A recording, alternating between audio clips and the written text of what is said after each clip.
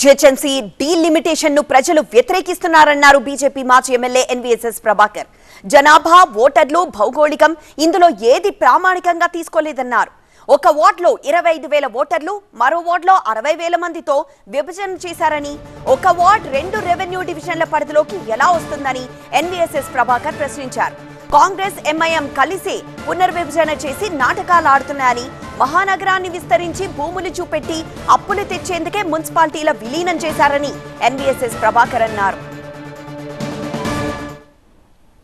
కొన్ని వేల అభ్యంతరాలు ఇప్పటికే జిహెచ్ఎంసీకి సంబంధించినటువంటి అధికారులకి 5 రోజులుగా ఇస్తూ వస్తున్నారు. ఇవి ఏ రకంగా పరిశీలిస్తారు, ఏ రకంగా సమాధానం చెప్తారు, ఏ రకంగా దీన్ని అంటే క్లోజ్ చేస్తారన్నటువంటి విషయం తెలియాలి. First point. సెకండ్ పాయింట్, అసలు ఈ యొక్క డీలిమిటేషన్కి ప్రామాణికమైంది. ఒకవేళ ఓటర్లే కనుక ప్రామాణికమైనట్టయితే ఒక డివిజన్లో 25,000 ఓట్లు ఎట్లా ఉంటాయి, ఒక డివిజన్లో 30,000 ఓట్లు ఎట్లా ఉంటాయి, ఒక డివిజన్లో 60,000 ఓట్లు ఎట్లా ఉంటాయి. ఈరోజు నగరంలో విస్తీర్ణంకి వచ్చేసరికి 3 కిలోమీటర్ల లెక్క పరిధిలో, 5 కిలోమీటర్ల లెక్క రేడియస్లో వాళ్ళు కొన్ని డివిజన్లు ఏర్పాటు చేశారు. శివారికి వచ్చేసరికి 5 కిలోమీటర్లు, 6 కిలోమీటర్లు రేడియస్లో వాళ్ళు అక్కడ డివిజన్లను ఏర్పాటు చేశారు. అంటే భౌగోళికంగా చూసినా కూడా ఏర్పాటు అనేది తప్పన్నది అర్థమవుతుంది. తర్వాత ఈ మొత్తం జిహెచ్ఎంసీ కూడా రెవెన్యూ జిల్లాల పరిధిలో ఉంది.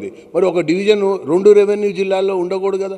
2 రెవెన్యూ జిల్లాల్లో కూడా ఉన్నటువంటి ఒక సందర్భాలు మనకు అనేకం కనబడుతున్నాయి. ఇంకొకటి ఇక పోతే దాంట్లో పాటుగా వీళ్ళు ఈ యొక్క విషయంలో అసలు ఉన్న పళంగా ఈ రకంగా విలీనం చేయడం ద్వారా ఇంటి పన్ను పెంచుతారు, ఆస్తి పన్ను పెంచుతారు, నీటి పన్ను పెంచుతారు, వృత్తి పన్ను పెంచుతారు, పన్నుల మీద పన్నులు పెంచుకుంటూ పోతారే కానీ పన్నులు మాత్రం జరిగేటువంటి అవకాశం లేదు.